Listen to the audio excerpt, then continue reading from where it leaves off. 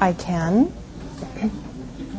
Okay, I'm waiting for the... Okay, thank you for joining us today for the Friday Transportation Seminar Series. Welcome to Portland State University. I'm very pleased to introduce our speaker, Susan Baker from Aedilis Corporation. And she will tell us all what that means. If anyone can guess, there will be a prize. Today, Susan's a PSU alum, and I should say that we met at an alumni event in Seattle last year and found that we both shared a passion for fiber optics along transportation corridors. So we're glad to see that a number of you also share that passion and are interested in learning a bit more about fiber optic installation on freeway rights-of-way. So I'm going to turn it over to Susan. Thank you so much for coming. Thanks, Rob. Thank you, Portland State, for inviting me. This is pretty exciting for me. I graduated in 1981, and I'm very pleased to see my primary professor in the audience, Dr. Erzurumlu, who flew all the way from Turkey just to be here today. So thank you. Oh, come on, let's just go with it. Okay. He always did correct me. It was years of that. Well, Rob said that some of you were here for fun, which totally fascinates me. How many of you are here just for fun? Wow. So we have already rewarded your attendance with a deck of cards, which my colleague and I created. This is Bonnie Wolf in the back. She has her own firm called Cedar Rock. Bonnie and I are from the Seattle area. And just so I don't forget, in Roman days, an Aedilis was someone who had the superintendence of public and private works. So that meant someone who oversaw aqueducts and roads and the games and the market and the public baths and those kinds of things. So today I have a firm that is an association of professionals that support those who have the superintendence of public and private works. And for the last 3 years, I have been representing the United States Department of Transportation and the Federal Highway Administration. And we have been working on educating state departments of transportation about a communication system for the transportation system. And we are focused on the freeway system in the United States, which encompasses 48,000 some miles. And your deck of cards represents that 48,000 miles. And we use this deck of cards in our training program to teach some corridor concepts. And it's very fun. So we hope you enjoy those. Corridor poker, by the way, is played the same way you play 7-card stud. And the hand that has the most states that have contiguous interstate wins. And if there's a tie, it goes by the most miles. So that's the fun way to use your cards. So as I said, we're here representing FHWA and USDOT, and more specifically the ITS Joint Program of USDOT and the Office of Infrastructure of Federal Highway Administration. I want to start out with a quote, and I'll just read it to you. Our unity as a nation is sustained by free communication of thought and by easy transportation of people and goods. The ceaseless flow of information throughout the Republic is matched by individual and commercial movement over a vast system of interconnected highways crisscrossing the country and joining at our national borders with friendly neighbors to the north and south. Together, the united forces of our communication and transportation systems are dynamic elements in the very name we bear, United States. Without them, we would be a mere alliance of many separate parts. This quote was made by President Dwight Eisenhower in 1955 when he requested funding of the United States Congress for the interstate system. So you can see that the original vision for our corridors was not only as a transportation, but as a communication system. And today that system is known as the Eisenhower Interstate System, but it might more appropriately be called the Eisenhower Communication and Transportation System corridors. So as I said, this is about 48,000 miles. Alaska and Hawaii are not shown on there, but they certainly have interstate system pieces as well. Transportation is the key to our nation's well-being in terms of our economic growth, our international competitiveness, and our quality of life. The transportation communication system is key to our nation's well-being in terms of emergency preparedness for man-made disasters, emergency preparedness for natural disasters, traveler safety, traveler mobility, transportation system efficiency, transportation provider productivity, and for resource conservation. And what that particular element is talking about is really trying to economize fuel consumption as we sit in congested areas, and mostly the metropolitan areas, and reduce that waste of the diesel fuels. A communication system for transportation is called an intelligent transportation system, and that is commonly known as ITS. The national vision is a full electronic national system of smart vehicles and smart roadways for a realization of safety, savings, and productivity. And what we're really here to talk about today is creating an infrastructure so that technologies that don't even exist today, that our children or our grandchildren or their children's children will develop in the future. We're really talking about creating the kind of infrastructure that we've just recently completed in the roadway system so that the future can implement technology.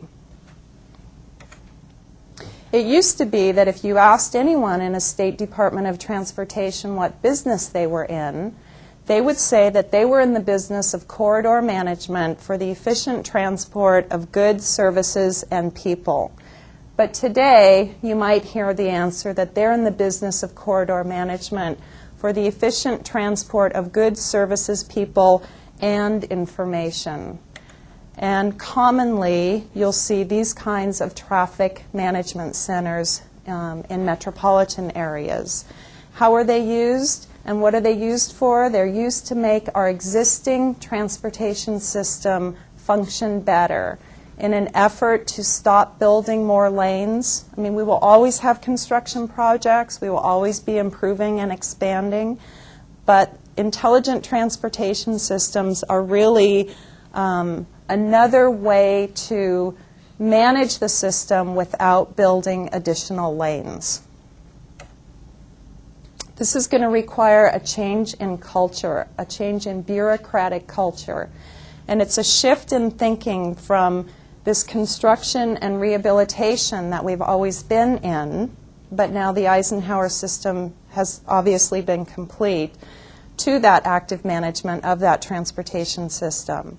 It's going to require the development of new skills within the DOTs, and that's systems engineering, computer science, and electrical engineering. This is now a common sight in a Department of Transportation. This is really the backbone. This is a fiber optic backbone. This picture happens to be from Minneapolis, but it's a very, very small part of the electronic structure that exists just to manage Minneapolis. As I said, there are official ITS program goals. We've pretty much been through these. These are traveler safety, mobility, efficiency, productivity, conservation. Well, how does that actually get implemented? Well, it starts with what's called an architecture, an intelligent transportation architecture. And there are subsystems and interconnects. And this is an architecture that really is a guiding light for every DOT. This is the starting point when they start to plan a communication system. There are 4 main subsections, and they are the centers, which, as you can see, are all interconnected through the rest of the system through a wireline communication. The wireline communication is the fiber optic backbone. There are the travelers, the roadside, the vehicles. All technologies work together. These are not mutually exclusive technologies. So there's the wireless, the dedicated short range, and the vehicle-to-vehicle communication in addition to the fiber optic backbone. But what we're focused on is the backbone, because everything has to hook into that. That's what provides the broadband capacity for huge amounts of data to be able to be collected and distributed to the traveling public and to the commercial providers. So this is the starting point for any DOT, and it goes from here down several levels, and it incorporates additional state agencies beyond just the Department of Transportation.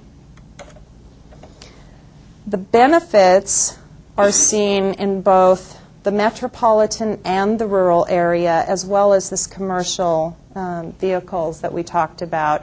There's an infrastructure component and there's the vehicle component, and that's really what we refer to as these smart cars and smart roads. So at the top we've got the smart roads, and at the bottom we have the smart cars, and we like to think about this sort of as the Jetson era.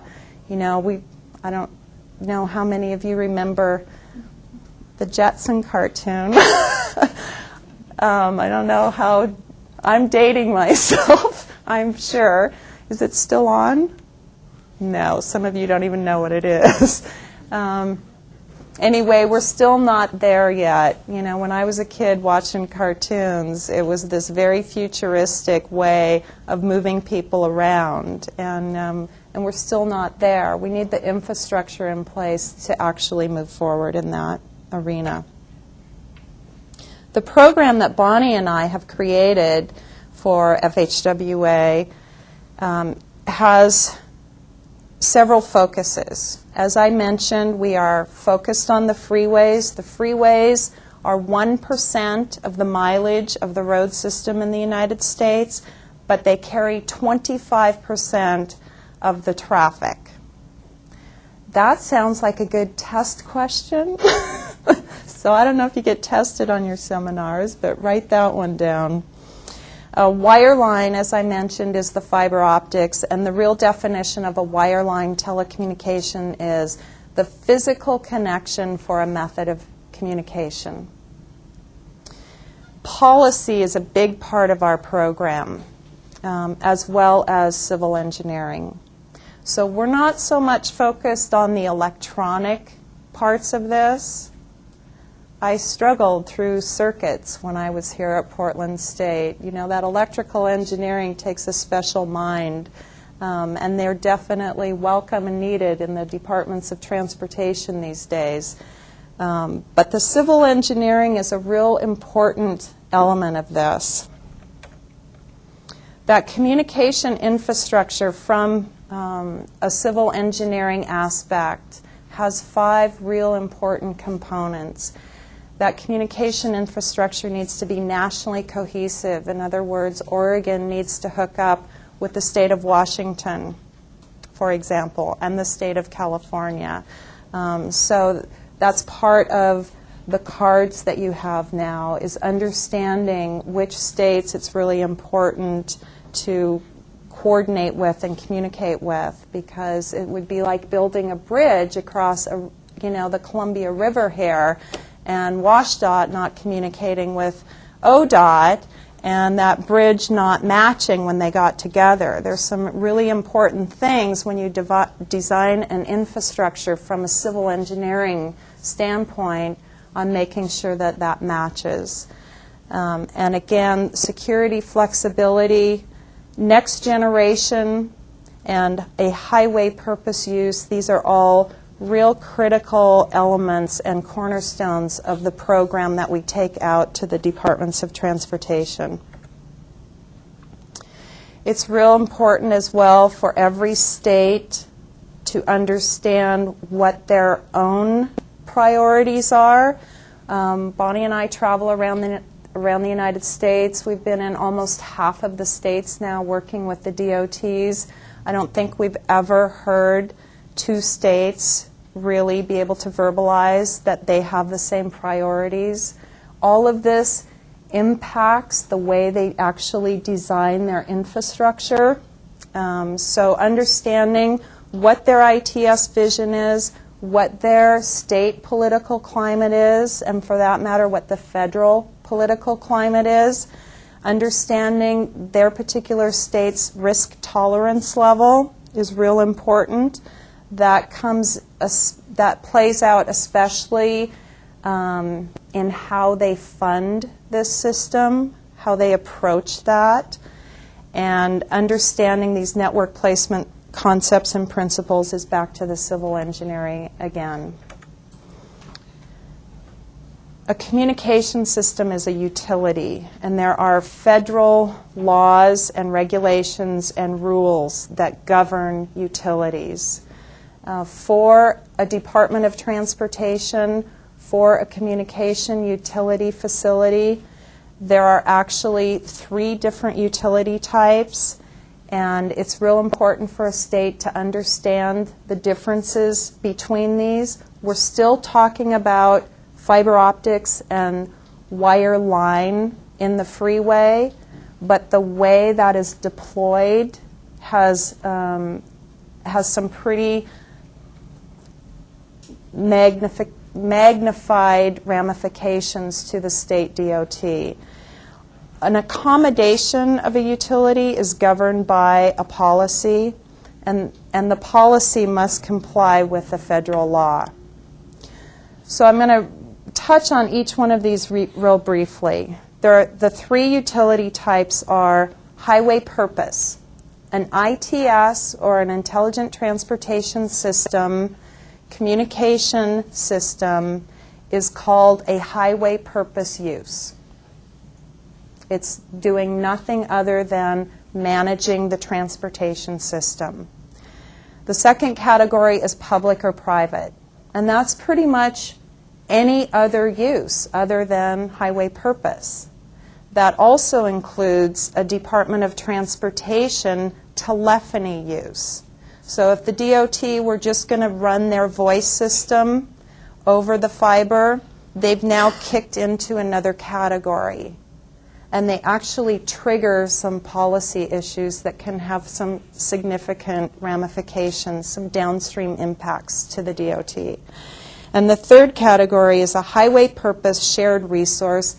In essence, that's a public-private partnership where the Department of Transportation provides access to their freeway corridor in exchange for a network.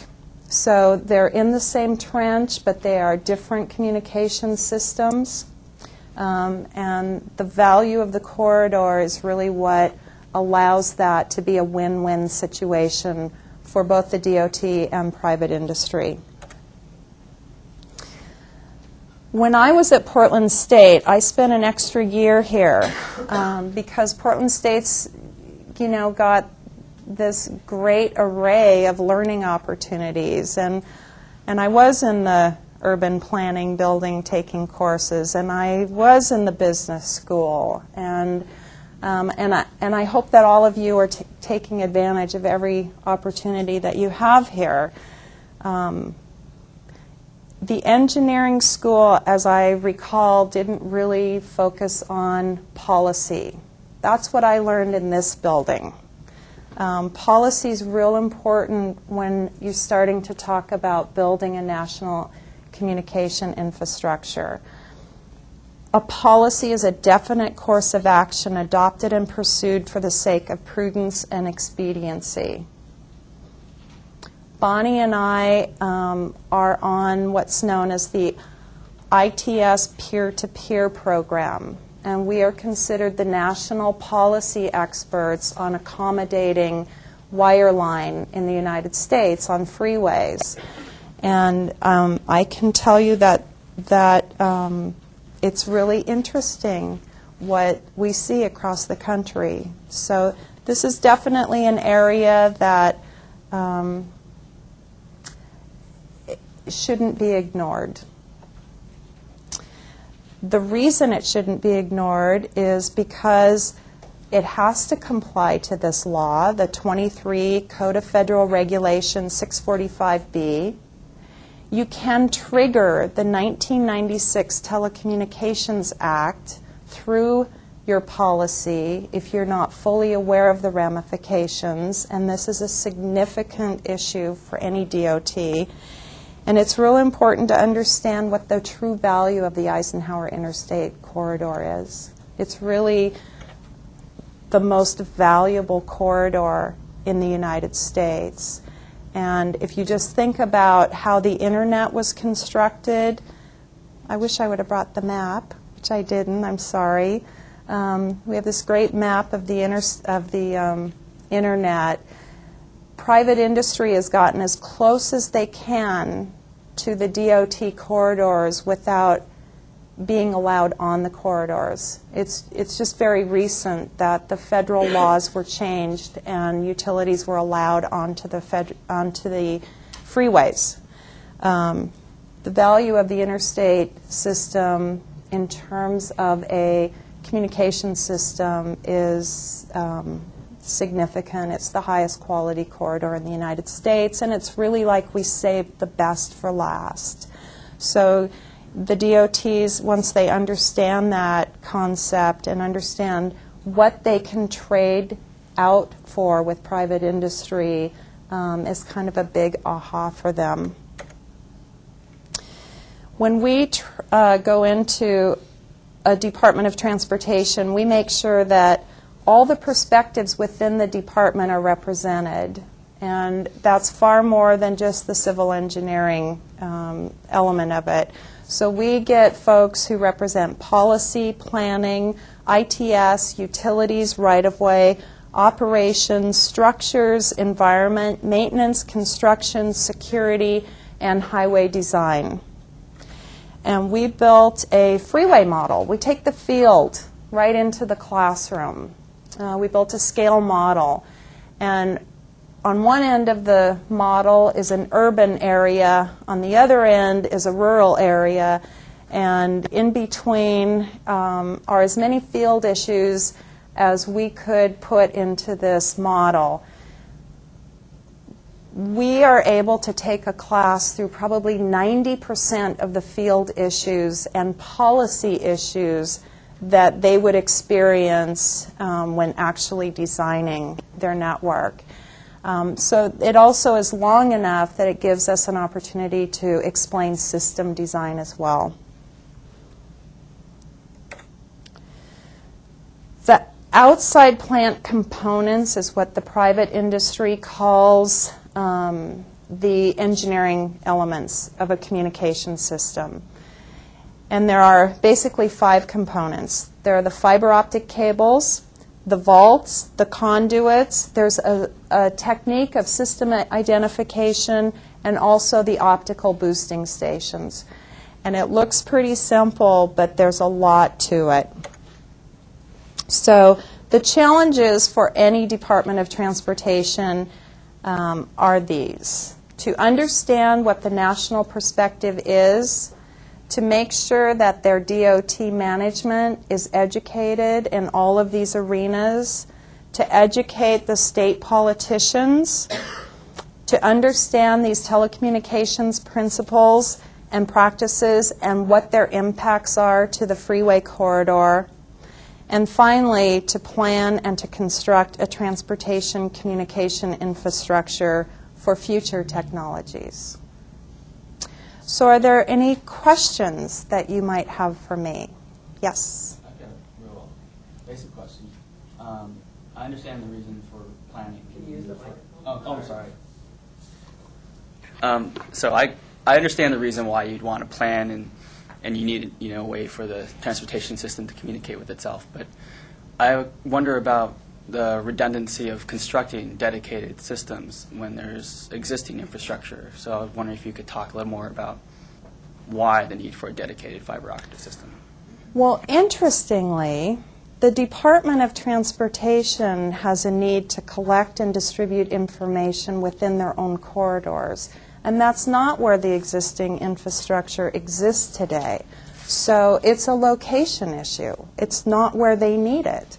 And you hear a lot about the fact that there is a lot of capacity available in the Internet. And I think that's kind of where you're going, right? That's Yeah. okay. I'm just curious, it's sort of like, with existing technologies, is it best to sort of allocate resources on a dedicated system, especially with like wireless technologies expanding? Yeah. Like, what's the trade-off there? Well, wireless is definitely a part of a transportation communication system. Definitely. And there are things being developed right now that, as I said, we can't even imagine. But they are happening and they are out there. But all of it is based on our cars and our roads, right? So if you think about the Internet today, it wasn't necessarily built in a secure, flexible, next-generation format. It's not established in a way that it can communicate with the driver, okay? It's not set up to collect and distribute information on the roadway. But more importantly, I think, well, maybe not more importantly, but I think that, we hear a lot about the excess capacity that's available right now. And part of what's going to break that open, and what is breaking it open, is getting that last mile bottleneck opened up. So when I sit in the middle of urban Seattle, I work out of my home. I can't get anything more than dial-up connection, okay?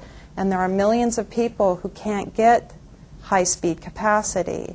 So when the telecommunications industry busted, they're in business. So they're going to look for what are the opportunities today. Well, they turn directly to resolving this bottleneck issue. Okay, so they have been working on this for the last few years. That bottleneck is going to start to open up. And as soon as the content providers have that vehicle to get that information to our homes, to our businesses, to our universities, to our hospitals, to some of the higher end users, the pipes are going to fill up. That's basically what fiber is. It's a pipe, And I remember when I was studying electrical engineering, I just was really struggling with it. And finally, my tutor said, think of it like water. Well, you can think of the fiber, moving these electrons over the fiber is the same. So when the pipes fill up, the demand will return. And I'm on private industry now, obviously. And there will be an opportunity for the departments of transportation to realize the value of their corridor, if they choose to, by partnering with private industry. And the only way for them to get a secure system is to have their very own secure vault system, their own conduits, their own fiber. There's huge problems with them sharing sheaths with private industry. So I don't know if I quite got there. Yeah, I guess, what percentage of the existing corridor is there already dedicated fiber optic system? Is this I mean, you think about it. In the United obviously States, it's very sort of expensive. There's hardly any. Okay, so this is Because what's really been focused on is the metropolitan areas. And when you're in the metropolitan area, you can get off the corridor and you can even use other technologies. You can get on private systems, okay? But quite honestly, it's a bit of a Band-Aid approach out there. And, you know, I could turn this one over to Bonnie because she had the good fortune to crawl into every manhole in Seattle and look at the WashDOT system. Do you want to address that, Bonnie?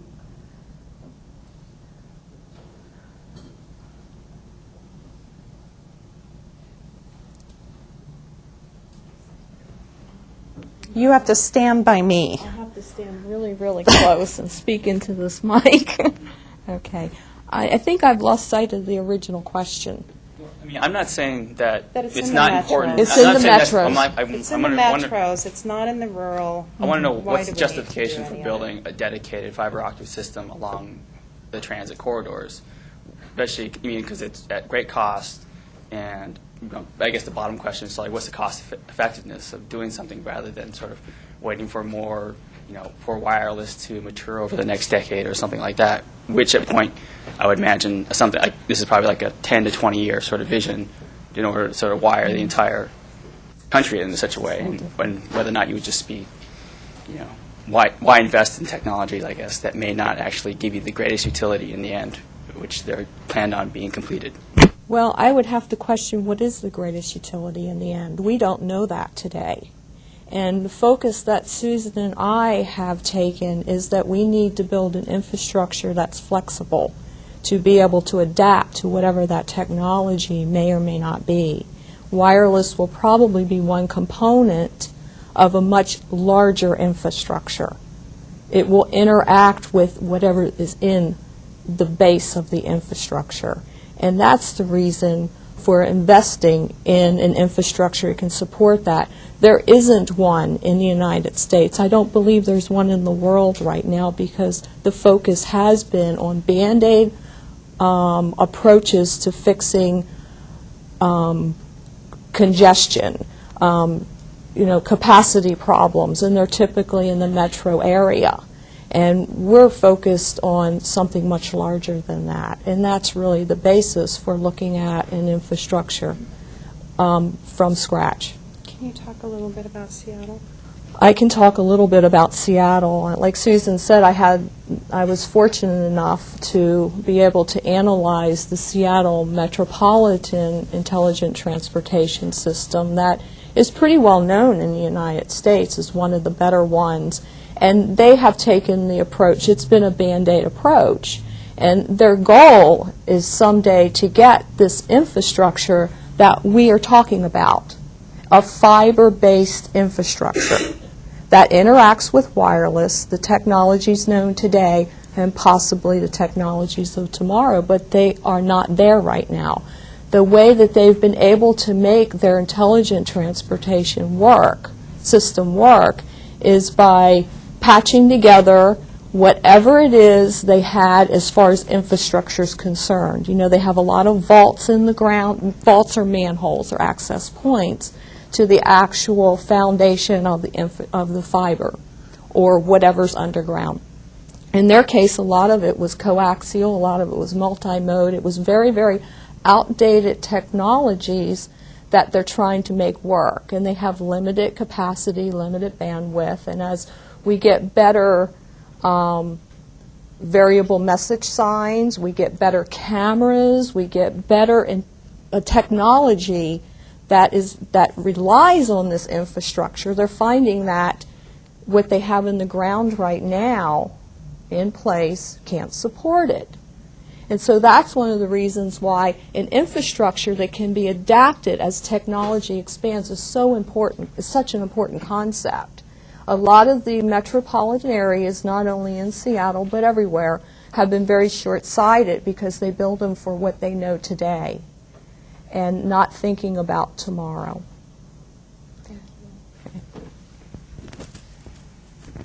wireless hooks into wireline at some point. Yes. I would just like to kind of say something on what he's asking. Today, ODOT is using both wireless and the standard structures that are there today. So we are using both.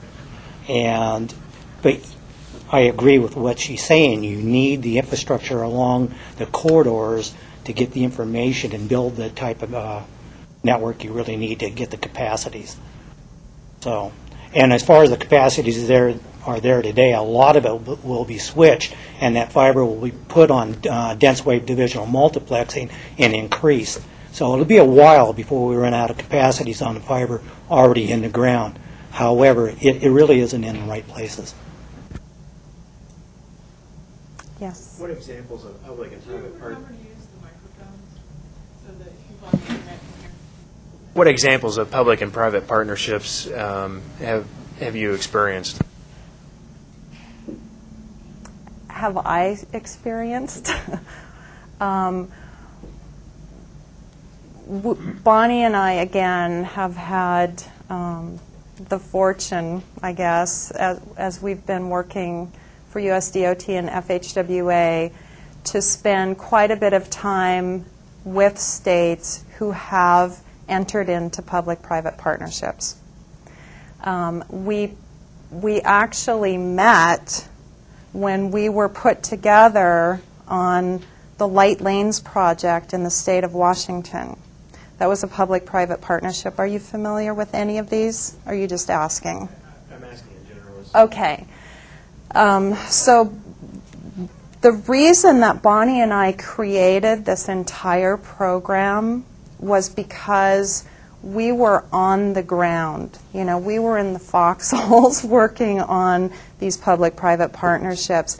But we were also put in this really incredibly unique position where we had a neutral standpoint. We weren't really representing the private side. We weren't really representing the public side. But we were asked to get approvals on a network design from the Federal Highway Administration and from the DOT. And as we went out and worked with all of the many, many people who were involved in these projects, it became very clear that private industry didn't have a good grasp of a high-speed, high-volume corridor, which is what a freeway is. They have worked on a lot of other kinds of roads because they've gone wherever they could to build the internet, and it's not been on the freeways. And working on the freeways is a whole different ball game. So we could see that private industry didn't really understand what the DOTs were trying to say, and vice versa. The DOT really didn't have a handle on these network concepts and principles, okay? So we had that intense experience that seemed like it was a never-ending experience. And from there, US DOT sent us out to interview states who had had experiences. And we spent quite a bit of time with Colorado, with Maryland, and with Virginia. And then we started giving the training program, and we went into many, many other states, probably the most famous of which is actually Minnesota, which we were just there this summer. So we've had an opportunity to see all the dirty laundry. These have not been successful. They've not been successful for a lot of reasons, but they can be. They definitely can be win-win for private and public. What are the primary reasons for the lack of success or the failures? That's it, right there. You know, thinking about it in terms of a metropolitan solution as opposed to a statewide solution or a regional solution or a national solution. Having the DOT management really take the time to understand these projects. They're very complicated. They're very political. They're quite honestly, the folks who are at the upper end of the departments of transportation are retiring in masses. And you know, they were the ones who built the road system. They were the ones who built the interstate system. And it really requires, at this point, a whole new influx of energy. It requires, you know, folks like you to go in and to really be willing to be project champions, to really want to do the next level of, you know, how we're going to manage our transportation system. The lobbyists have probably more control in many states than the DOTs when it comes to this issue. They go straight to the politicians, and nobody takes these projects down faster than the politicians. This is just the reality out there. We hear stories that just would make your toes curl. Clearly, understanding telecommunication principles or communication principles is real important. It's really important. We're not talking about designing a system in a metropolitan area. We're talking about what's called a long-haul network. And a long-haul design is completely different. It's completely different. And where the Department of Transportation may feel that there's too much risk to allow this system on their corridor, and so if they're forced to, for example, by their politicians, you know, what they'll do is they'll push this system as far away as they can from the roadway, which is something they do from a policy standpoint without understanding what their own communication needs are. When we teach these classes, and you know, we teach the most complicated project that you could possibly put on your corridor, and that is the shared resource, the public-private partnership. Because once you understand that, if a DOT just decides to build it themselves and have a DOT initiative, you know, it's really easy. So we teach the difficult one. And the DOT is always amazed in the end at what their needs are for a communication system versus what private industry needs are. Private industry is just blowing through. They don't have a need to get on and off the backbone. The Department of Transportation has an amazing need to get on and off. Every time you get on and off, you have to put in a vault. Okay? If we're going to hook up wireless for the future, I mean, the wireless that they're talking about for the transportation system for the future is not based on cell towers. It's based on components that are this big that'll be down near the roadway talking to your car. It's a completely different technology than what we think of today as wireless. You know, imagine if we put these cell towers, they have to be what's called line of sight. Wireless is basically line of sight. So you've got to be able to see the next point, okay? Imagine, well, you see the cell towers now. Imagine if the DOT were to put that infrastructure on the corridor.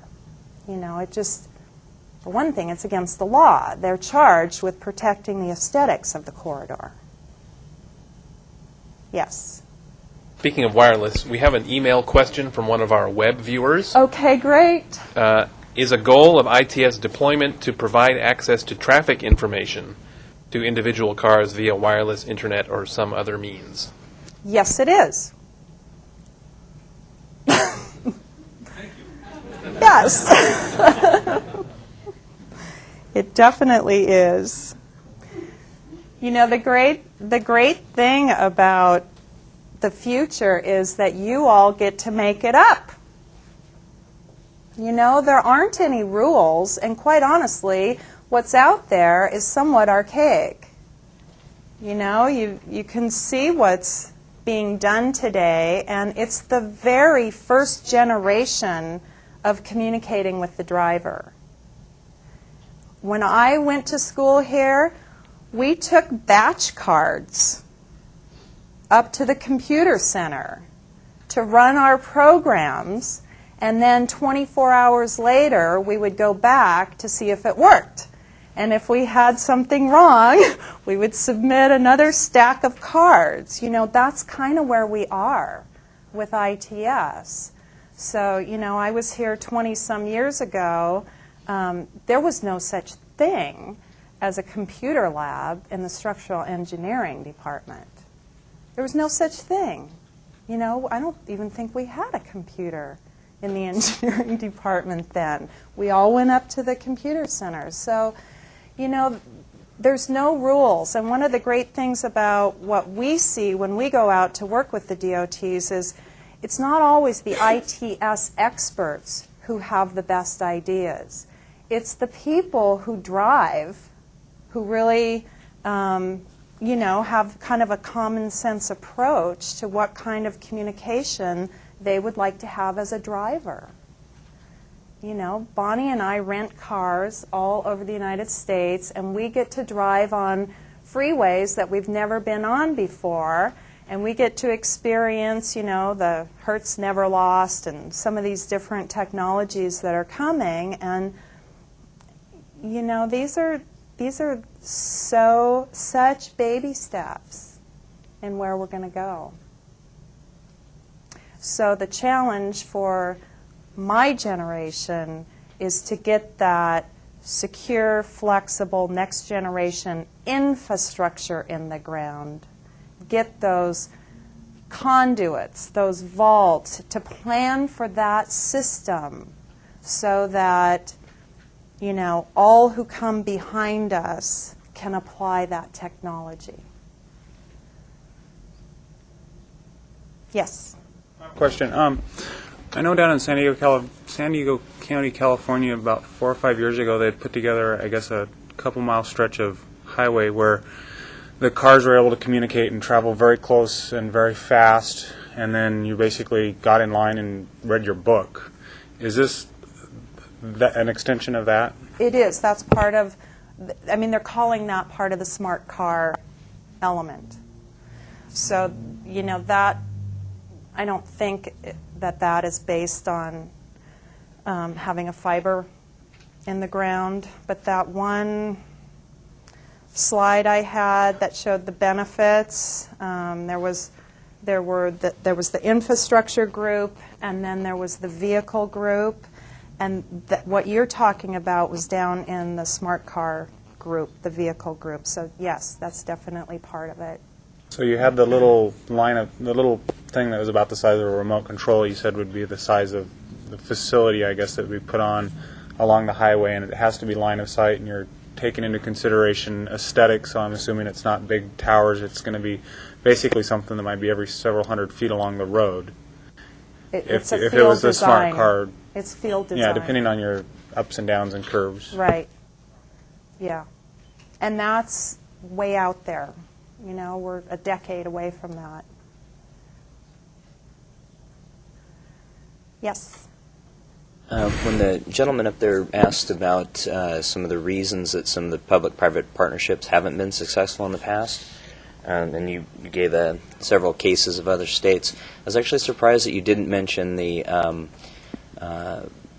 state of the telecom industry basically tanking in 2000 as being one of the primary drivers for public-private partnerships not working out. Was that a contributing factor, or how would you describe that? It was. And from the Department of Transportation's perspective, that was a very fortunate market occurrence because the departments were not ready. And, you know, part of our focus, our main focus, is to get them ready because the industry is coming back. We're already seeing signs of it. But that's kind of an interesting graph to look at. And I don't have it with me today, but you know, the telecommunications industry really was a dramatic rise and fall. But what was even more dramatic was the dot-com industry. There's content and context. So the telecommunications industry was really providing the context, the infrastructure for those dot-commers to move all this great promised content over. So the dot-coms were funded in a way that really didn't follow true business market force principles. It was an inflated and not real supply and demand situation that was really fueled by Wall Street. It was a frenzy out there. So when the dot-commers busted, in turn, the telecommunications industry that had been just scrambling to build these pipes, if you will, to carry all this content for things like what we're doing here today, the streaming video, it took them down too. What was happening was they were not building the kinds of systems for the DOTs that really the DOTs should be thinking about. In other words, they weren't secure, they weren't flexible, you know, and they were not being built with Department of Transportation best interests. They were really lobbyists pushing hard for the most part, quite honestly. So yeah, the telecom bust was actually a good thing if you're thinking about a national transportation system. But they are coming back. We're seeing signs of it, yeah. Has there been any recent shared resources projects that DOTs have done that would demonstrate if there's still a demand or not a demand? That would demonstrate that there's a demand for partnerships? Recent? No, because the telecom industry hasn't come back. They've refocused on the last mile solution, quite honestly. You know, they have to make money. The federal government continues to fund departments of transportation. I know it's tight, but the funding is always there. When we compare the stock market boom and bust of the telecom industry, we compare that with the federal aid funding for the United States. You know, federal aid funding is constantly growing and steady and reliable. And I know that the budgets of every state DOT right now are, you know, really tight and really difficult, and it's hard to even fill potholes right now. But the federal aid portion that comes from the federal government continues to grow and be steady, okay? So is FHWA is looking at the funding for this infrastructure to come directly from transportation budgets, or are they still looking at the public-private? Every state gets to figure it out for themselves.